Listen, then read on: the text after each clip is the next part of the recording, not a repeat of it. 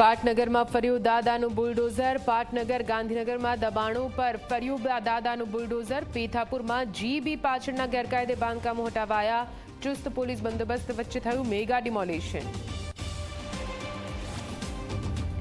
ડિરેક્ટરની ચૂંટણીના 9 મહિના બાદ જાહેર થઈ ઊંઝા એપીએમસીના ચેરમેનની ચૂંટણી। 26મી સપ્ટેમ્બરે થશે ઊંઝા એપીએમસીના ચેરમેનની ચૂંટણી।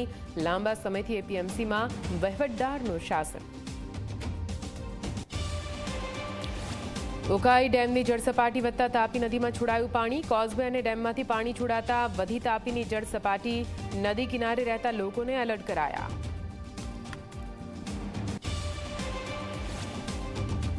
મહેસાણા બહુચરાજી હાઈવે પર ચક્કાજામ કરીને કરાયો વિરોધ। પેપર મિલના કારણે થતા પ્રદૂષણથી લોકો ત્રાહિમામ। તંત્રને અનેક રજૂઆતો બાદ નથી આવતું કોઈ નિકાલ।